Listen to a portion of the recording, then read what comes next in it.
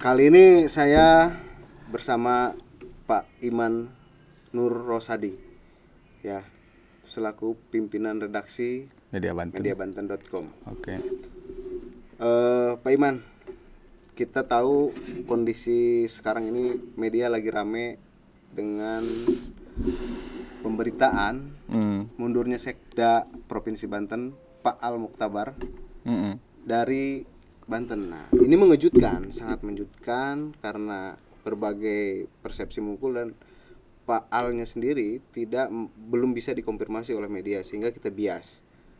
Nah, bagaimana redaksi atau Pak Iman melihat kondisi seperti itu, khusus untuk yang kemudian diberitakan, disampaikan ke publik oleh media Banten? Baik, Kang Beni, terima kasih. Pertama, sikap redaksi mediabanten.com dan lingkarbanten.com itu kita ngelihat fakta, dan karena ini pemerintahan maka kita biasanya menunggu keterangan resmi dari pemerintahan. Dari sana baru kita telusuri apa sebenarnya yang terjadi. Suara resmi sudah dikeluarkan khusus untuk Pak Sekda Al Muktabar, karena kan ternyata juga soal ini terus berlanjut lah ya. Bukan hanya persoalan Pak Al Muktabar ini yang terkesan mendadak dan terkesan meninggalkan begitu saja. Tanpa, kalau orang Sunda, ujuk salam, tanpa pamit, tanpa ada sinyal apa-apa gitu. Kalaupun yang beredar itu adalah sesuatu isu yang harusnya bisa kita konfirmasikan. Khusus untuk pengunduran, di awal kita ada beberapa isu. Pertama, dia diberhentikan. Isu yang pertama. Terus yang kedua adalah dia mengundurkan diri. Tapi secara resmi lewat rilis Biro Adbim itu Kepala BKD Pak Komarudin. Pak Komarudin sendiri sebenarnya baik mediabanten.com maupun lingkarbanten.com sudah berusaha untuk mengkonfirmasi sejak awal. Sejak awal isu itu, cuman ya responnya sangat lambat dan malah tidak direspon, cuma dibaca aja. Nah, rilis resmi yang dikirimkan oleh itu adalah pengunduran diri, gitu. Pengunduran diri ya hak dia berarti. Hak dia sebagai ASN untuk mengundurkan diri. Tetapi kan publik butuh penjelasan bahwa seorang Al Muktabar adalah panglimanya ASN di Provinsi Banten. Dia eselonnya 1A malah yang saya dengar, bukan 1B seperti di ini. Artinya dia pejabat tinggi yang juga bisa jadi sangat disoroti sama berbagai pihak. Dan dia tentu menikmati hak-hak dia yang juga bersumber dari pendapatan yang dari pendapatan yang diambil dari pajak dan retribusi rakyat. Nah, itu dia kan sumber pendapatannya dari situ. Seharusnya Pak Al Muktabar, ya kita sebenarnya mintalah semoga juga Pak Al Muktabar itu juga menonton podcast ini. Berilah penjelasan ASN seperti apa, kepada publik seperti apa. Mengapa dia mengambil keputusan seperti itu? Latar belakangnya apa? Ingat loh, Pak Al Muktabar itu adalah hasil open bidding. Hasil open bidding terbuka. Ada beberapa calon yang sudah masuk dan kemudian keluarlah nama satu orang Al Muktabar. Ya, antara lain juga di bawah nama itu dulu ada di ranking kedua itu ada Prof. Lili, Romli dan sebagainya. Artinya dia melewati proses yang sementara ini ya kita percaya baiklah gitu lah ya. Artinya dia bukan sembarangan saja ditunjuk oleh Pak Gubernur atas keinginan ini dan sebagainya gitu, bukan. Tapi melalui, walaupun misalnya itu keinginan penguasa dan sebagainya, tetapi melalui sebuah proses yang bisa diawasi oleh publik maupun diawasi oleh Komisi ASN. Artinya dia juga harus memberikan penjelasan. Kenapa? Nah, logika manusia ketika dia mengundurkan diri, kalau betul dia mengundurkan diri, kalau betul kita berasumsi dan kita berprasangka baik lah, betul bahwa dia mengundurkan diri, tentu no problem, tidak ada masalah kan. Kalau saya sebagai orang yang tidak masalah, awalnya assalamualaikum, tentu pergi saya waalaikumsalam kan. Logika manusia begini, saya bertamu, saya diterima oleh sebuah rumah, katakan rumah itu namanya Banten, assalamualaikum, diterima dengan baik. Kalau dia keluar dari rumah itu tanpa masalah, tentu saya akan juga kepada penghuni rumah itu juga pamit, assalamualaikum saya mau pulang ya, bla bla bla bla bla begitulah. Lalu logika sederhana itu harusnya sudah bisa menganalisis, nggak usah juga analisis yang dengan peraturan dan sebagainya. Tiba-tiba dia pergi tanpa uluk salam kalau kata orang Sunda. Nah, tentu publik akan berkata ada masalah apa. Tidak heran kemudian banyak pengamat baik pengamat kebijakan publik, pengamat politik, bahkan orang politisi juga berkomentar. Komentarnya macam-macam. Yang kita tahu, pertama, dia memang prosesnya mengundurkan diri, tapi ada tekanan. Seperti itu. Yang kedua, dia mengundurkan diri untuk mempersiapkan dirinya menjadi PJ. Ingat, Pak Wahidin Halim dengan Pak Andika Hazrumi itu mungkin tahun 2002 lah ya, itu akan habis masa berakhir itunya. Sedangkan pilkada serentak itu sudah dicanangkan tahun sesuai undang-undang tahun 2024. Ada jeda waktu 2024 kan? Ada jeda waktu 2 tahun. Kalaupun yang tahun itunya juga dia bisa menjabat 3 tahun lebih sedikit sampai kepada pelantikan kan gitu. Nah, ada politisi yang kemudian melangsir itu sebagai buah langkah dia untuk mendapatkan PJ. Bisa jadi dia secara persyaratan bisa jadi dia eselon 1A loh. Kan? Dengan gelar yang begitu banyak, dengan pengalamannya dan dengan widya suara dia sebagai seorang widya suara, tentu dia memenuhi syarat untuk itu. Tapi apakah untuk di Banten? Ya belum tentu juga, karena kan di Indonesia ini ada 10 provinsi yang mengalami kondisi yang sama dengan Banten, yaitu ada jeda waktu yang demikian panjang. Nah, secara resmi ya tadi itulah jawaban yang tidak sampai hari ini publik tidak mendapatkan penjelasan secara pasti. Penjelasannya hanya pengunduran diri. Sehingga penjelasan ini berkontradiksi dengan kelakuannya Al, tiba-tiba pergi gitu kan. Pak Al ini kan kadang-kadang dipanggilnya Antonio Banderos gitu kan, apa Banderas gitu. Jadi sesuatu yang apa ini, ada apa sebenarnya. Nah hari ini, karena kondisinya hari ini kita juga mendapat informasi ada pelantikan Bapak Tranggono yang dia kepala dinas PUPR kalau tidak salah, kemudian menjadi staf ahli gubernur, masih sama-sama eselon 2, no problem. Kemudian itu dikosongkan menjadi PLT yang ya memang itu kewenangan PLT kan. Sebelum ke situ Kak Iman, saya mau potong. Sebelum ke situ, juga ada wacana, ada informasi isu yang berkembang, Pak Muhtarom sebagai PLT di Sekda, mengisi kekosongan Sekda. Pak Muhtarom ini kalau yang saya baca di pemberitaan itu juga dia menjadi PLT di beberapa kepala OPD. Ya, bagaimana melihat kondisi seperti itu? Begini, secara aturan tidak ada yang salah, ya kan? Secara aturan, kalau Kang Ben dibongkar semua peraturan pertahunan dengan ASN dan sebagainya, memang nggak ada yang salah. walaupun dia jabat 3 Nah, PLT di beberapa kepala OPD itu. Iya.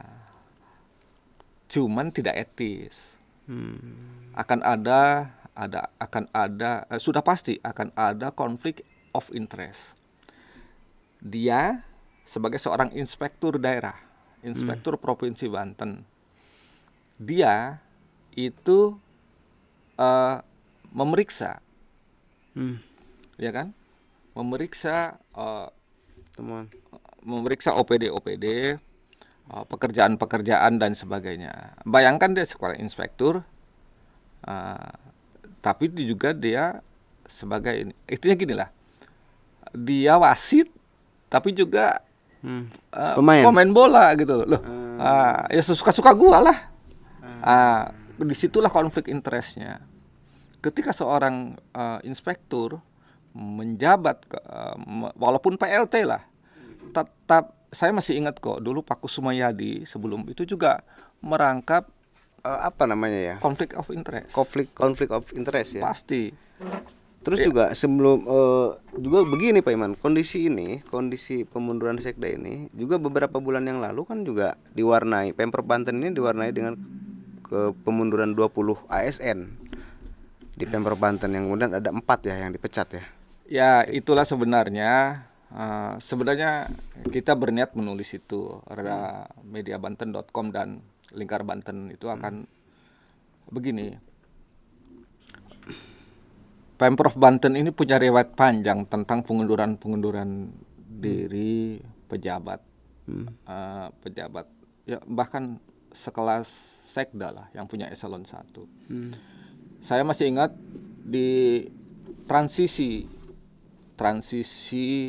pejabat Pak Hakamudin gubernur yang pertama tuh, pejabat ininya sebelum pilkada, sebelum Pak Joko sebagai gubernur dan wakilnya Ibu Atot Khosia, itu ada seorang pejabat, saya cuma Pak Iip, ya dulu dia di sini sekda di sini, itu juga diwarnai dengan tiba-tiba dia balik ke Kementerian Dalam Negeri. Nggak lama kemudian dia menjadi salah satu dirjen di ini, tapi itu juga diwarnai dengan isu konflik dengan pemimpin, dengan kepala daerah. Jadi Pemprov Banten selama berdiri itu punya catatan yang ya agak buram lah soal itu. Kita lanjutkan misalnya aman lah di zaman Pak Hilman.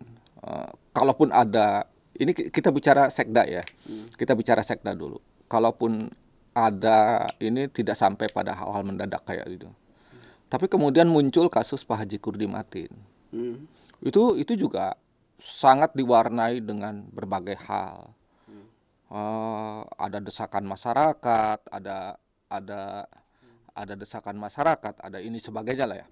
Sampai pada akhirnya kita mengetahui bahwa Gubernur Banten waktu itu dijabat oleh Rano Karno itu sudah melayangkan surat. Padahal pejabat di sini melayangkan surat kepada presiden. Dan itu diberhentikan ya? Dan dia diberhentikan. Karena gini, sekda itu memang SK-nya itu SK presiden. Tapi bukan berarti gubernur tidak bisa memberhentikan. Tapi gubernur punya hak untuk merekomendasikan. Jadi, nah riwayat kayak begitu. Saya pikir kemudian penggantinya Ranta, Pak Sekda. Pak Ranta juga ketika dalam perjalanan ya belum pensiun, tiba-tiba mengundurkan diri, walaupun dengan alasan mau terjun ke politik, gitu kan? Sebagai calon Nasdem. Ya pokoknya terjun ke dunia politik lah. Walaupun dengan alasan itu relatif lebih isunya tidak terlalu kencang. Nah setelah itu, ini kasus Al-Muktabar yang mengagetkan. Tidak ada apa-apa, walaupun sebenarnya di kalangan ASN sudah banyak lah ya hal-hal yang bukan tahu, artinya ketidaksukaan ini dan sebagainya dengan gaya-gaya ininya, tapi kemudian muncul mengundurkan diri. Artinya bahwa itu di tingkat eselon 1 loh. Dan itu satu-satunya Oke. Gimana? Bah- Secara sebentar. Nah, kemudian di eselon yang lain baru-baru terakhir kan luar biasa itu. pada mengundurkan Dinas diri Kesehatan. sebelum Pak Sekda itu. Betul, artinya betul itu sebelum itu. Tapi kita bicara persoalan mengundurkan diri gitu loh. Ada motivasi pengunduran diri itu. Ya Gubernur Banten dan wakil seharusnya sudah bisa mendeteksi lah. Nah, saya jadi agak lupa. Kalau secara pengamatan, analisa dari rangkaian beberapa kejadian pengunduran diri dari menjadi catatan di Banten yang sering terjadi dari zaman dulu, khususon Pak Al Muktabar, karena saya ada di zaman era sekarang. Ya oke. Pak Iman melihatnya lebih cenderung kemana? Apakah ada konflik dengan pimpinan, atau lebih cenderung ke dia memiliki kepentingan dari 2022 nanti untuk menjadi PLT? Nah, kalau saya melihatnya kan PJ kalau memang kali. PJ, kalau dia kepentingan 2002 kan nggak mesti mengundurkan diri. 2024 kali ya. Enggak, untuk PJ di 2022. Oh iya. Nggak mesti mengundurkan diri kan dari sekarang kan? Ya, itulah makanya saya bilang tadi Kang Beni. Nah, lebih ke arah cenderung mana kalau Kalau misalnya saya menggunakan alat Hmm. analisis itu dengan asumsi dia mengundurkan diri karena dia mempersiapkan PJ. Ayah ngapain? Wong secara ini dia sudah memenuhi syarat kok. Iya kan? Jadi PJ Eselon 1, satunya 1A lagi. Punya pengalaman, punya ini. Bisa saja menteri dalam negeri itu ya tinggal menunjuk, kemudian dia harus melepaskan itu. Bisa saja kemudian menteri dalam negeri menunjuk PLT-nya atau apalah, mengirimkan orang lah, kemudian turun SK tentang itu. Jadi artinya analisis itu kemudian jadi patah. Karena dengan logika yang sederhana. Lah kalau gua memang sudah memenuhi syarat bisa saja wong gua itu anak buahnya menteri kok, menteri dalam negeri kok. Gitu. Karena kan dia NIP-nya juga NIP pusat, bukan NIP ini. Artinya pegawai pusat ya kan. Nah, kalau makanya saya media Banten.com dan Lingkar Banten itu lebih cenderung kepada ada persoalan-persoalan yang coba dikemas sedemikian rupa. Just itu hak pribadi dia loh mau mengundurkan diri atau tidak. Ya gini, saya juga tidak mau mencontohkan yang di provinsi, takut. Jadi lebih ke arah cenderung Pak Iman lebih cenderung ada persoalan dengan pimpinan. Saya begini, saya tidak akan menjawab langsung, tapi saya akan gini. Di perusahaan itu perusahaan swasta itu sudah biasa. Kalau dia memecat, ada beberapa risiko yang dia pimpinan perusahaan itu harus ini, antara lain misalnya bayar pesangon ini. Bagaimana untuk menghindari itu? Caranya lo harus mundur. Lo harus mengajukan pengunduran diri. Ya kan? Dengan mengajukan pengunduran diri, maka berbagai risiko yang harus ditanggung oleh pimpinan perusahaan, pesangon ini kali ini, belum lagi ini bla bla bla ini di perusahaan. Kalau ini kan pemerintahan. Tapi tentu dalam sebuah aturan ada risiko itu. Risiko yang harus dihadapi Provinsi Banten. Iya, karena akan berbeda konteks Kaiman. Kalau dibandingkan dengan swasta kan tidak ada kaitan kalau bahasa kita itu tidak ada hubungannya dengan pemerintah, dengan masyarakat. Betul. Saya bicara itu untuk menjawab itu supaya saya tidak menuding tidak berdasar. Karena kan informasinya tidak cukup. Tetapi saya hanya menganalogikan apa yang terjadi di perusahaan swasta, walaupun bentuknya sama, cuman isi konteksnya berbeda. Sebagai lembaga pemerintahan ada aturan-aturan. Seorang memang betul haknya dan sebagainya. Berbeda loh. Seorang eselon 1 diberhentikan dengan seorang eselon 1 saya mengundurkan diri, itu sangat berbeda. Kalau sekda berhenti mengundurkan diri ini, ada nggak menurut Kang Iman hak publik untuk tahu apa yang menjadi alasan dia mengundurkan diri? Karena ini bicara pemerintah lagi-lagi. Ini berbicara ada hak publik untuk tahu nggak? Karena kan sekarang eranya era keterbukaan informasi. Misalkan menuntut masyarakat menuntut hak alasan sekda mengundurkan diri itu apa? Menurut kalian ini masuk klausel nggak? Nggak. Karena kan Media misalkan media menuntut informasi untuk tahu. Karena itu hak prerogatifnya. Ada dua. Ada menurut prerogatif sekda. Bukan. Iya, pertama pribadi ya. Hak dia sebagai individu. Hak dia sebagai individu untuk, karena kan ini individu. Sudah individu nih. Ketika dia melakukan pengunduran diri, dia melepaskan jabatan. Nah, itu kan ada hak-hak, ada privasi atau hak-hak individu yang kita tidak boleh langgar. Gitu. Satu hal itu. Walaupun dia katakanlah pimpinan ASN ya kan, kepala staf lah kalau misalnya di tentara itu kan gitu. Kedua, itu juga hak prerogatifnya Pak Gubernur. Ingat loh, di open bidding itu aturan-aturan tetap itu akan kembali kepada gubernur apa mau pakai apa enggak. Istilahnya beginilah. Sekda itu ya sopir kan. Gubernur dan wakil gubernur itu penumpangnya. Ya tergantung gubernur dan wakil gubernur. Gua suka digantilah kan gitu kan. Kok ini sopirnya ugal-ugalan ini kan gitu kan. Udahlah gua cari sopir yang lain. Boleh, itu hak prerogatifnya. Hak prerogatifnya. Tapi itu tadi ketika gubernur itu kalau gubernur agak berbeda. Kenapa? Karena dia melalui sebuah election, sebuah pemilihan yang melibatkan masyarakat. Gubernur harus bisa menjelaskan kenapa dia mengundurkan dirinya. Betul nggak ada tekanan-tekanan dari dia? Lah kan bisa aja. Gue udah nggak suka nih sama sopir. Gitu kan. Ya kalau sopir kan pribadi kan, ya sudah lo berhenti. Ya oke. Karena pengaruhnya kemarin sempat juga ada penundaan sidang paripurna perubahan APBD perubahan ditunda gara-gara sekda. Terus juga ada bahasa gini Pak Iman, di berita itu bahwa ini kan baru PLT. Betul. PLT kewenangannya terbatas. Betul. Dia hanya menjalankan harian. Selama belum ada penggantinya, berarti Pak Muktabar ini masih tetap keterkaitan dengan. Enggak.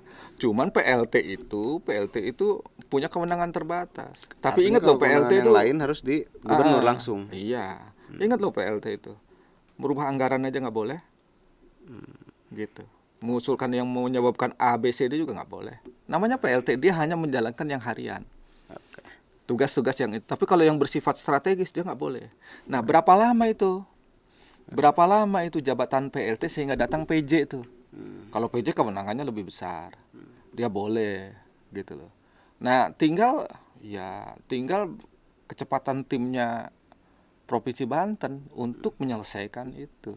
Berarti kita sepakat ke depan kita tinggal tunggu momen Pak Al Muktabar bicara. Ya. Satu. Mudah-mudahan nanti ada klarifikasi dari Pak. Mudah-mudahan Pak Al Muktabar ini nontonlah podcast ini. Kemudian dia bersedia menjelaskan.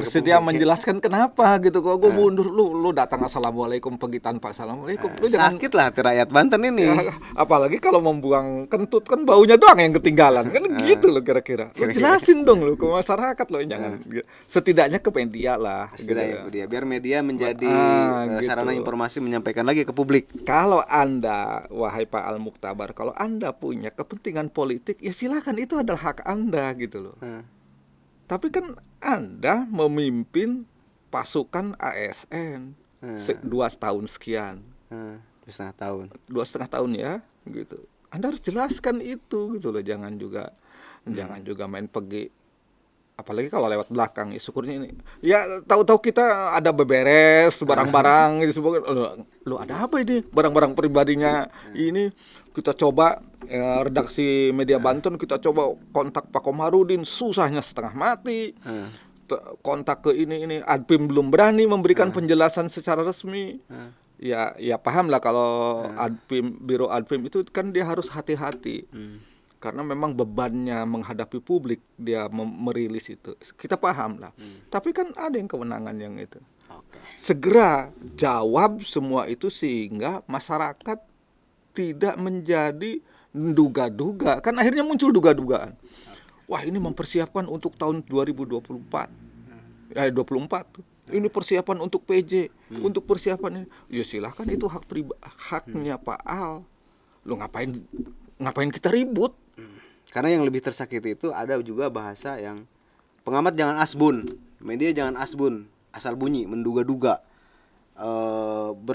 berprasangka katanya bahwa mengundurkan diri gara-gara ini, gara-gara Z, gara-gara B. Loh, salah siapa? Kalau menurut saya ini salah siapa? Coba kalau mereka yang menjelaskan, alasannya begini. Betul. Masyarakat tidak asbun jadinya gitu loh. Itulah dibutuhkan pejabat yang responsif. Beginilah, cobalah itu di mindsetnya para pejabat di Provinsi Banten ini. Ya mindsetnya di era terbuka, di era represif di zaman dahulu di Undang-Undang Nomor 5 Tahun 1970 ini jangan dipakai lah. Sekarang ini sudah eranya keterbukaan gitu loh. Dan udah nggak bisa dibendung. Nggak bisa. Anda tutup di sini, Anda tutup di sini, baunya akan keluar. Belum tentu benar. Lalu dituduh hoak. Jangan asbun. Ya karena Anda tidak menjelaskan secepatnya. Secepatnya jelaskan. Ini tuh begini loh. Ini tuh begini. Walaupun nanti misal masyarakat yang namanya kan tidak semua orang senang dengan Pak Gubernur, dengan Pak Wakil Gubernur. Tidak semua orang senang. Ada yang tidak senang. Yang tidak senang mungkin ya itu tadi, mengeluarkan statement yang di sini. Tapi biarkan saja kalau memang faktanya ini gitu loh. Nah, Anda para pengelola pemerintahan provinsi responsiflah dengan masyarakat. Responsiflah dengan wartawan, responsiflah sehingga Anda bisa menjelaskan tidak terjadi hoak, tidak saling menduga-duga.